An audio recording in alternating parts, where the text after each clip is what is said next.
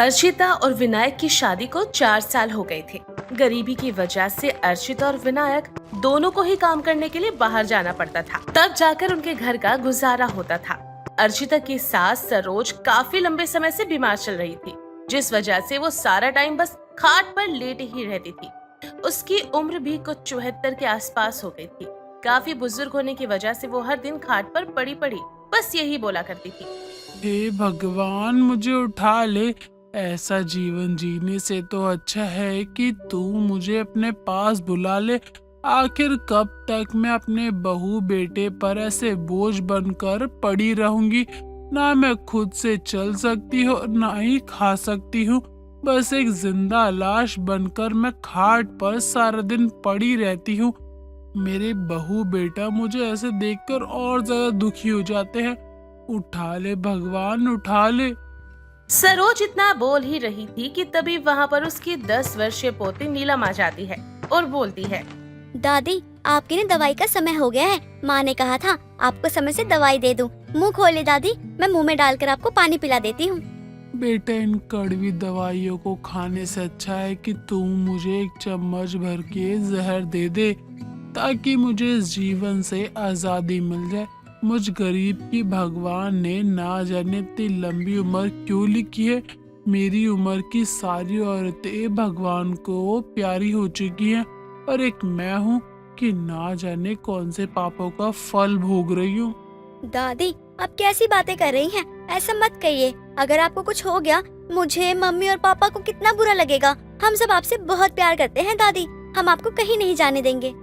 नीलम की बातें सुनकर सरोज की आंखें भर आती हैं और वो रोते हुए बोलती है, मेरी प्यारी बेटी, तेरी दादी के हाथ पैरों में इतनी जान भी नहीं है कि उठाकर तुझे अपने सीने से लगा के प्यार कर ले। काश कि मैं चल फिर सकती तो मेरे लिए जीवन कितना आसान हो जाता, पर अफसोस मैं तेरे लिए कुछ नहीं कर सकती। दादी, तो क्या हो गया?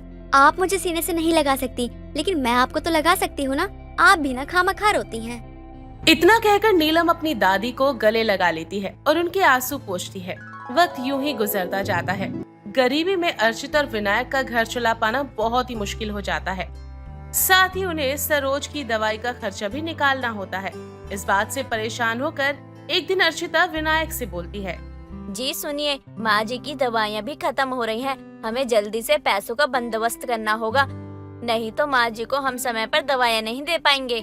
मैं क्या करूं? मैं कोशिश तो कर रहा हूं ना, लेकिन मुझे कहीं और काम मिल नहीं पा रहा है। और मैं भी जानता हूं कि मेरी माँ को समय पे दवाई देना जरूरी है।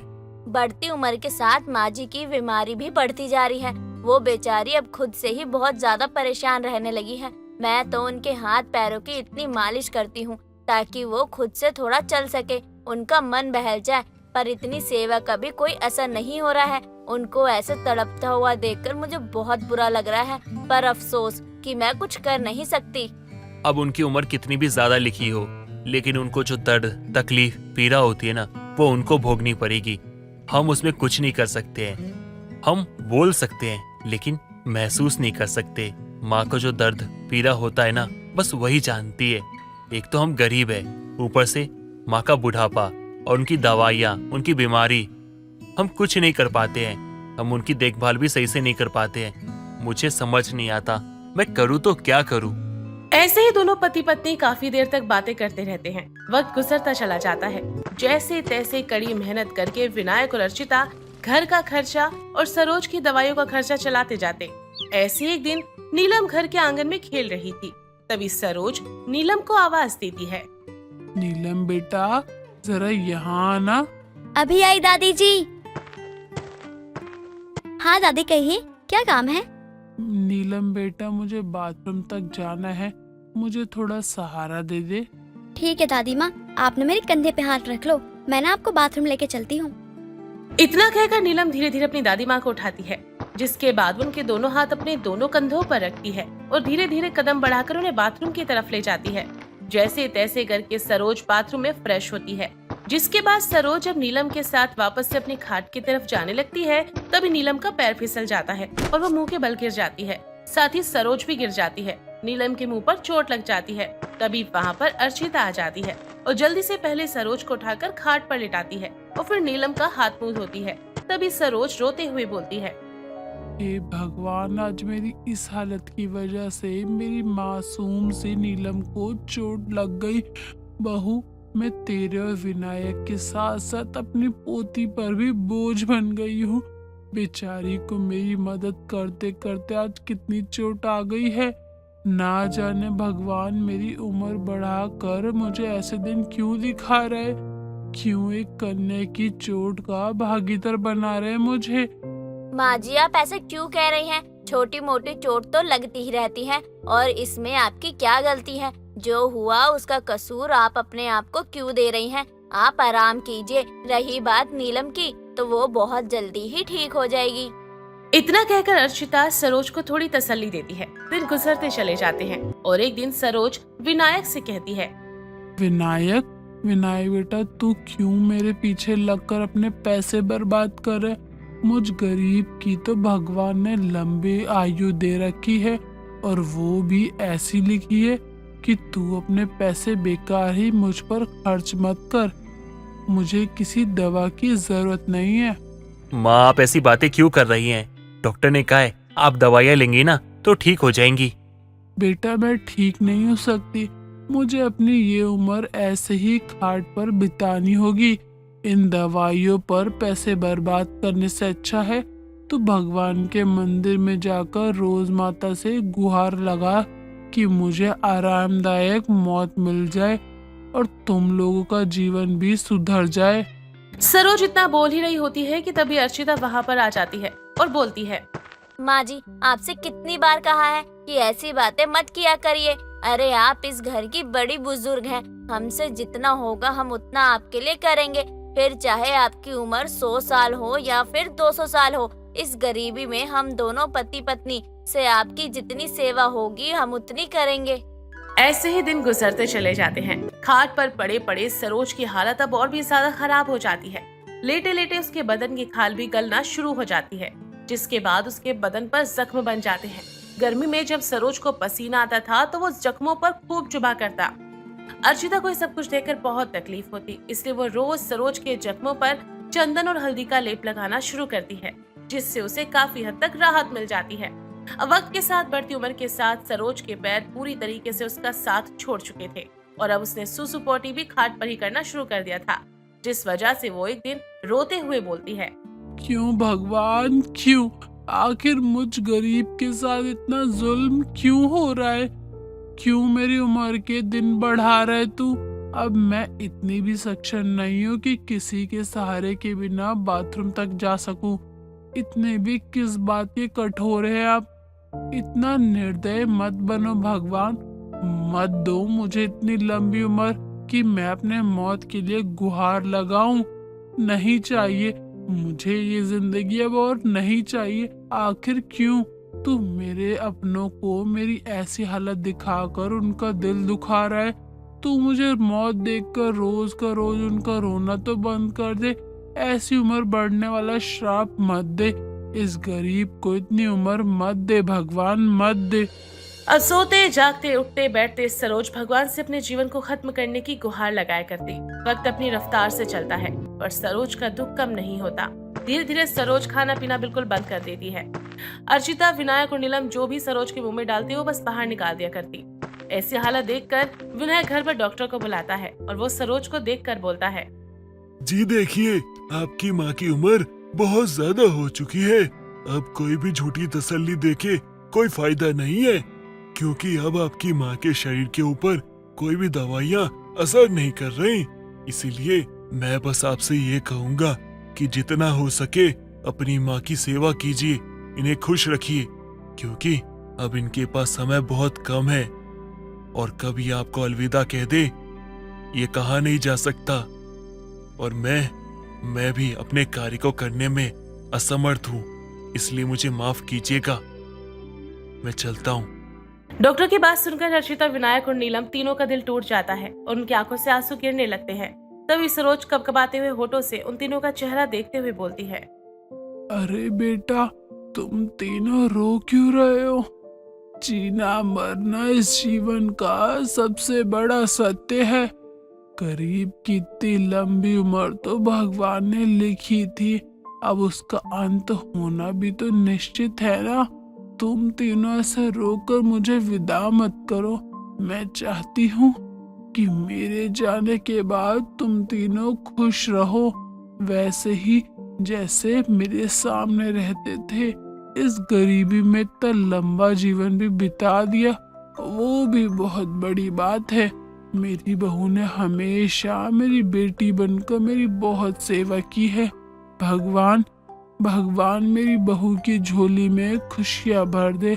मेरी नीलम को अच्छे से घर में ब्याह देना, और विनायक हमेशा मेरी दोनों बच्चियों का ख्याल रखना। मुझे बहुत नींद आ रही है, मैं सोने जा रही हूँ। इतना कहकर सरोज आंखें बंद कर लेती है। उसकी आंखें हमेशा के लिए बंद हो जाती हैं। 10 साल तक बीमारी से जद्दोजहद करने के बाद 85 साल की उम्र में सरोज दम तोड़ देती है। इसके बाद पूरे विधि विधान से सभी लोगों द्वारा मिलकर सरोज का दाह संस्कार किया जाता है और सब उनके नाम से शांति पाठ रखवाते हैं। जिस तरह से सबकी अपनी अपनी पसंद होती है, उसी तरह से दिशा को मसाला खिचड़ी खाना बहुत पसंद था। एक दिन वो अपने सर पर कपड़ा बांधकर अपनी सास सावित्री के पास जाती है। माँ जी, आज खाने में क्या बनाऊं? मुझे तो कुछ भी समझ नहीं आ रहा है। अरे बहू, बाद में बना लियो। पहले तो ये बता कि तेरी तबीयत खराब है क्या? तूने सर पे कपड़ा क्यों बांधा हुआ है? हाँ माँ जी, वो कल से पता नहीं क्यों मेरे सर में बहुत दर्द हो रहा है। अभी जब बर्दाश्त नहीं हुआ तो मैंने सर पर कपड़ा बांध लिया कि शायद थोड़ा आराम मिल जाए। अरे बहू, ये सब करने की क्या जरूरत थी? तू एक गोली खाती ना तो एकदम ठीक हो जाती। रुक, मैं तुझे अभी दवा देती हूँ। नहीं नहीं माँ जी, मुझे दवा की कोई जरूरत नहीं है। मैंने रात से 2 गोलियां खा ली हैं। ज्यादा दवा तो नुकसान करेगी ना मुझे ही। हाँ बहू, ये तो सही कह रही है। ज्यादा दवा खाना भी ठीक नहीं होता। अब तो क्या करेगी? कुछ नहीं करूँगी, आप जो बोलेंगी वही बनाऊंगी, उसके बाद आराम करूँगी। नहीं बहू, तुझे इतना दर्द हो रहा है, ऐसे में तुझसे मैं क्या बनवाऊं? माँ जी, आप जो बोलेंगे ना मैं वही बना दूंगी। बहू, एक काम कर, तुझे जो खाना है और जो जल्दी बन जाए तो वो बना ले, क्योंकि तुझे दर्द हो रहा है ना, और ऐसे में तुझसे काम करवाना मुझे अच्छा नहीं लगेगा। ठीक है माँ जी, तो फिर मैं मसाला खिचड़ी बना देती हूँ। मसाला खिचड़ी? बहू, हम कोई बीमार नहीं है। माँ जी, वही है जो जल्दी बन जाएगा, इसलिए मैंने कहा था। बाकी आप जो कहेंगे ना मैं वही बना दूंगी। नहीं बहू, तू बना ले, तुझे जो ठीक लगे तो वो बना। अपनी सास की बात सुनकर दिशा बहुत खुश हो जाती है और रसोई में जाकर मसाला खिचड़ी बनाना शुरू कर देती है। कुछ देर के बाद वो अपनी सास को खाने के लिए बुलाती है। क्या हुआ माँ जी, आइए ना खाते हैं। आप खिचड़ी को ऐसे क्यों देख रही हैं? कुछ नहीं बहू, वो क्या है कि जब से तू इस घर में आई है तब से ही मेरे घर में खिचड़ी बनना शुरू हुआ है, वरना हम माँ बेटे तो खिचड़ी की तरफ देखते भी नहीं थे। कोई बात नहीं माँ जी, मेरे साथ खिचड़ी खाते खाते धीरे धीरे आपको भी आदत हो जाएगी। नहीं नहीं बहू, तू अकेले ही खा, हमसे ये बीमार वाली खिचड़ी रोज रोज नहीं खाई जाएगी। माँ जी, मेरी खिचड़ी कोई सादा खिचड़ी नहीं है, बल्कि मसाला खिचड़ी है। अब चलिए खाते हैं, वरना ठंडी हो जाएगी खिचड़ी। अपनी बहू का दिल रखने के लिए सावित्री जैसे तैसे करके उसके साथ बैठकर खिचड़ी खाती है। अपनी पसंद की चीज पाकर दिशा तो पेट भर कर खाती है, लेकिन सावित्री आधा पेट खाकर ही उठ जाती है। थोड़ी देर के बाद दोनों अपने कमरे में जाकर सो जाती हैं। आधी रात को सावित्री की आंख खुलती है। तो पेट में चूहे कूद रहे हैं, उसका क्या करूं? मुझे खाने के लिए कुछ तो चाहिए, बहुत भूख लगी है। एक काम करती हूँ, जाकर बहू को बोलती हूँ, कुछ बना देगी।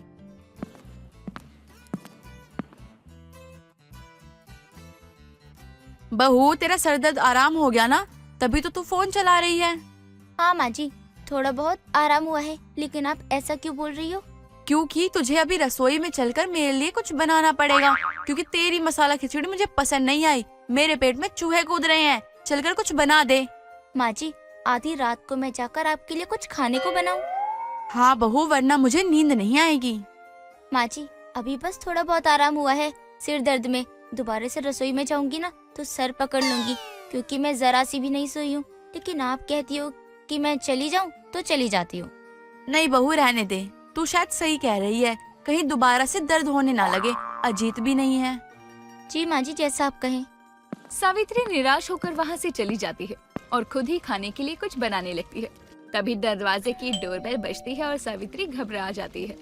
इतनी रात को कौन आ गया? अजीत भी घर पर नहीं है, मुझे दरवाजा खोलना चाहिए या नहीं? बेटा तू है?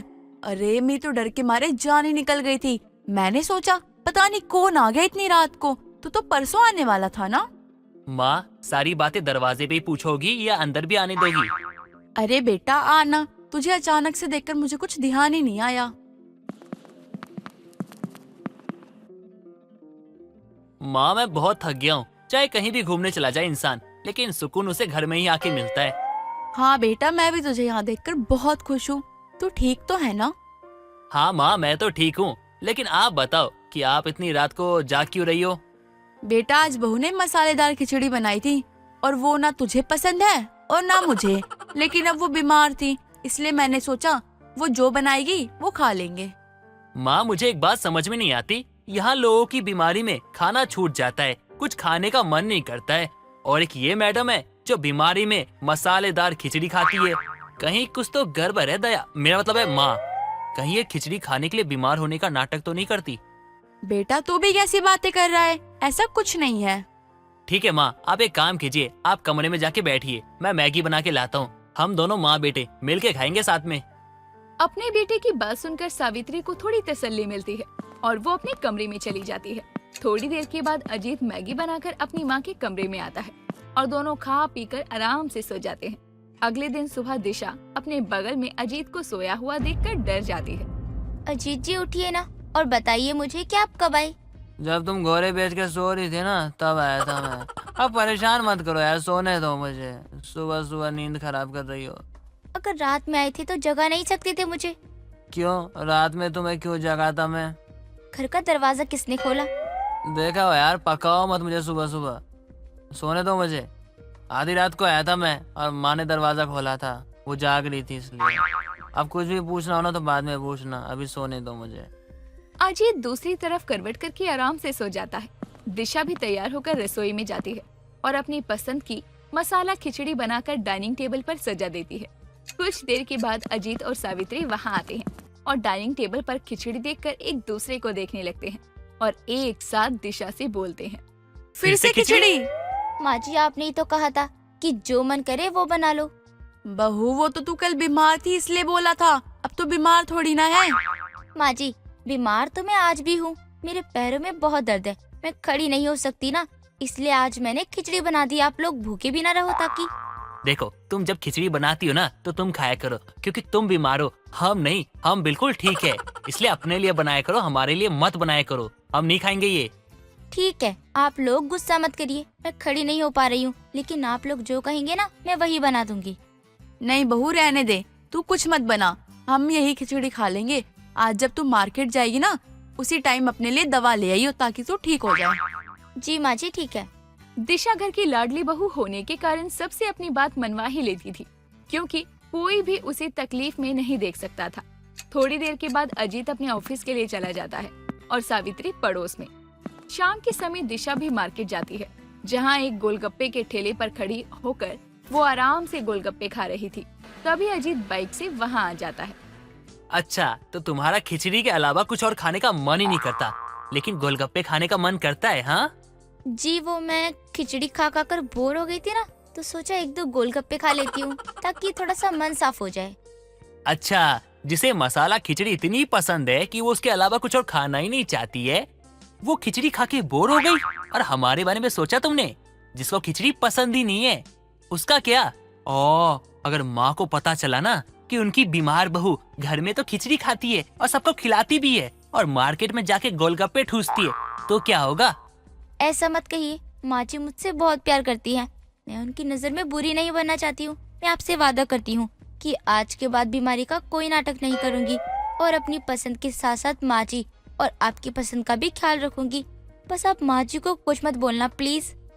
ठीक है, अब बैठो और चलो घर। अजीत इतना कहकर दिशा को लेकर घर चला जाता है।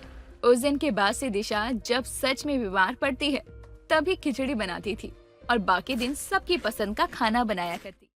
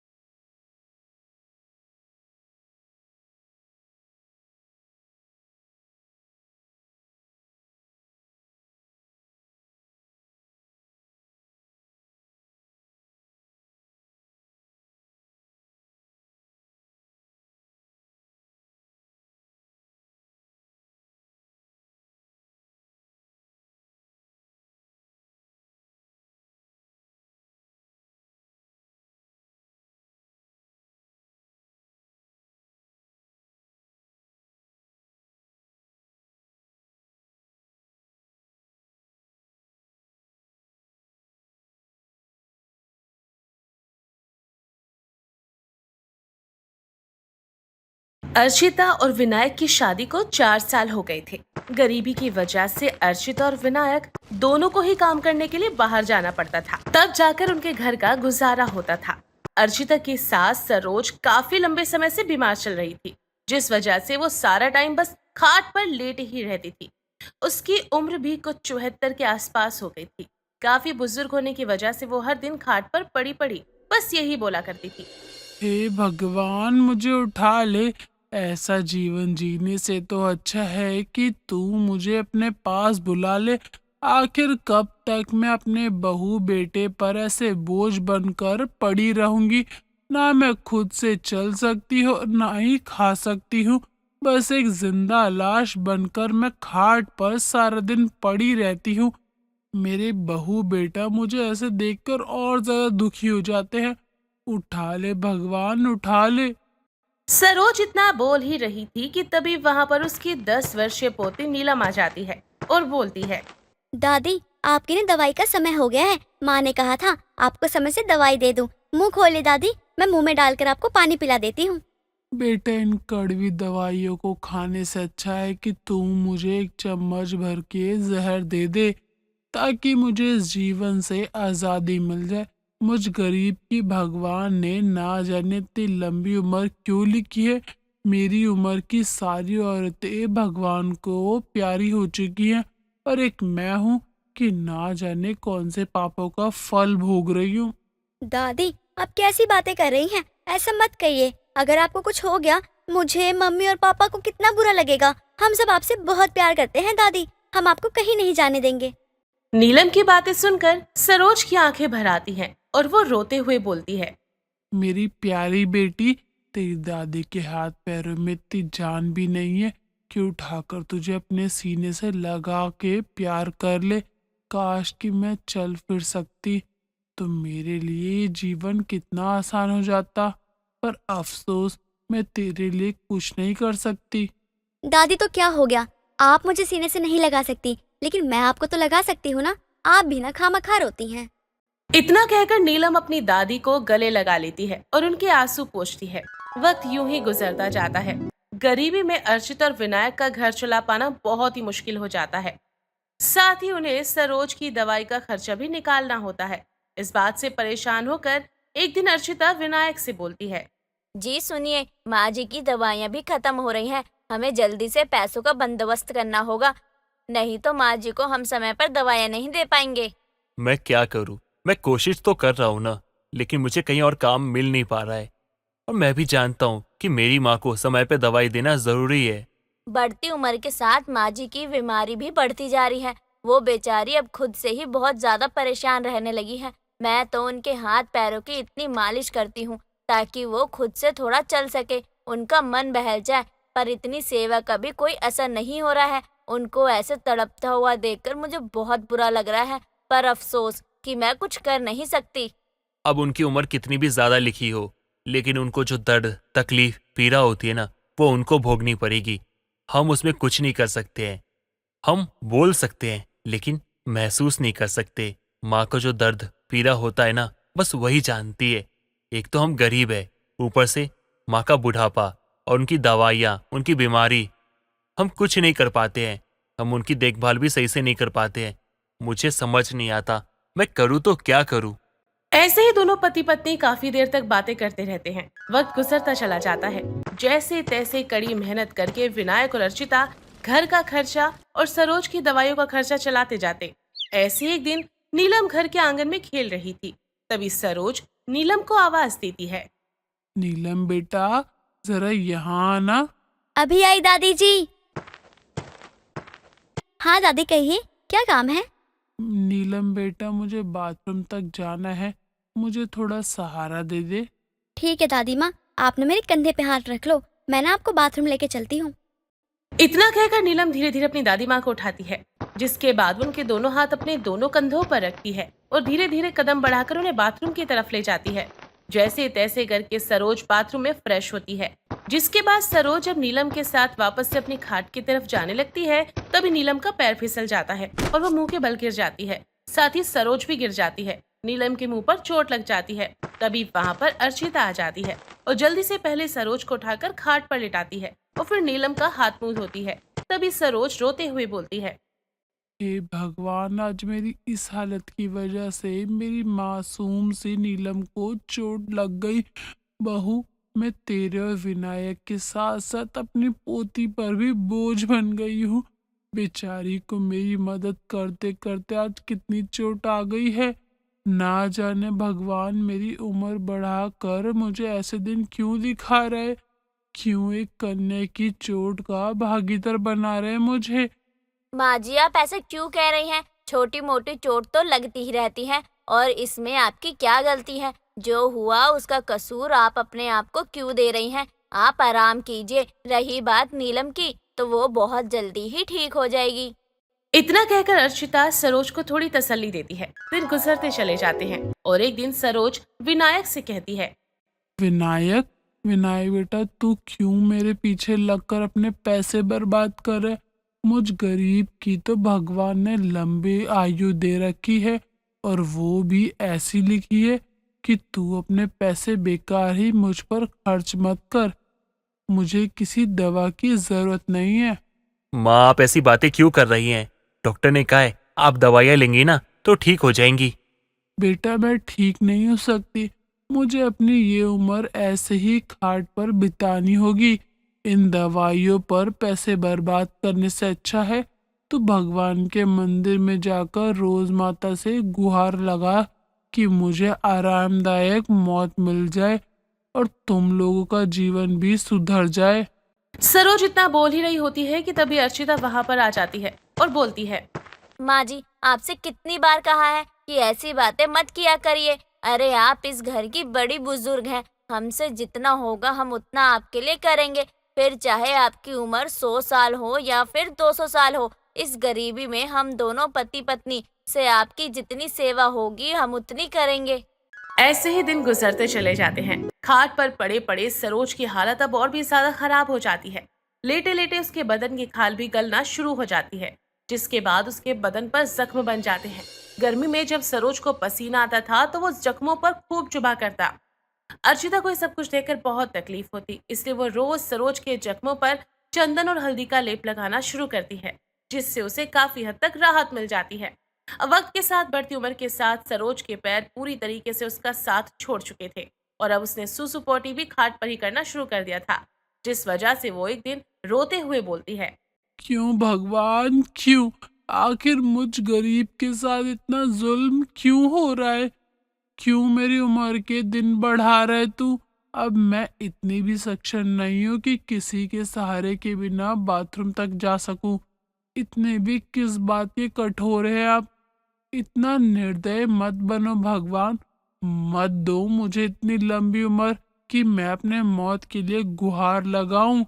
नहीं चाहिए मुझे ये जिंदगी, अब और नहीं चाहिए। आखिर क्यों तू मेरे अपनों को मेरी ऐसी हालत दिखाकर उनका दिल दुखा रहा है? तू मुझे मौत देखकर रोज का रोज उनका रोना तो बंद कर दे। ऐसी उम्र बढ़ने वाला श्राप मत दे। इस गरीब को इतनी उम्र मत दे भगवान, मत दे। अब सोते जागते उठते बैठते सरोज भगवान से अपने जीवन को खत्म करने की गुहार लगाया करती। वक्त अपनी रफ्तार से चलता है पर सरोज का दुख कम नहीं होता। धीरे धीरे सरोज खाना पीना बिल्कुल बंद कर देती है। अर्चिता, विनायक और नीलम जो भी सरोज के मुंह में डालती वो बस बाहर निकाल दिया करती। ऐसी हालत देखकर विनायक घर पर डॉक्टर को बुलाता है और वो सरोज को देखकर बोलता है, जी देखिए, आपकी माँ की उम्र बहुत ज्यादा हो चुकी है। अब कोई भी झूठी तसल्ली देके कोई फायदा नहीं है, क्योंकि अब आपकी माँ के शरीर के ऊपर कोई भी दवाइयाँ असर नहीं कर रही।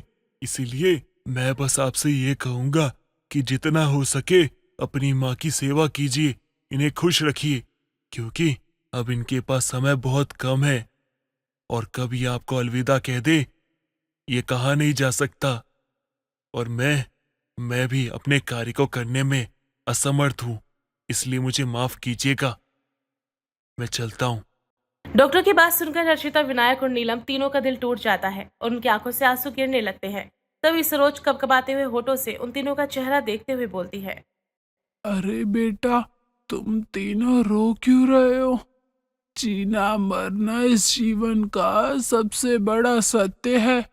गरीब की इतनी लंबी उम्र तो भगवान ने लिखी थी, अब उसका अंत होना भी तो निश्चित है ना। तुम तीनों ऐसे रोकर मुझे विदा मत करो। मैं चाहती हूँ कि मेरे जाने के बाद तुम तीनों खुश रहो, वैसे ही जैसे मेरे सामने रहते थे। इस गरीबी में इतना लंबा जीवन भी बिता दिया, वो भी बहुत बड़ी बात है। मेरी बहू ने हमेशा मेरी बेटी बनकर मेरी बहुत सेवा की है। भगवान भगवान मेरी बहू की झोली में खुशियां भर दे। मेरी नीलम को अच्छे से घर में ब्याह देना, और विनायक हमेशा मेरी दोनों बच्चियों का ख्याल रखना। मुझे बहुत नींद आ रही है, मैं सोने जा रही हूँ। इतना कहकर सरोज आंखें बंद कर लेती है। उसकी आंखें हमेशा के लिए बंद हो जाती हैं। 10 साल तक बीमारी से जद्दोजहद करने के बाद 85 साल की उम्र में सरोज दम तोड़ देती है। इसके बाद पूरे विधि विधान से सभी लोगों द्वारा मिलकर सरोज का दाह संस्कार किया जाता है और सब उनके नाम से शांति पाठ रखवाते हैं।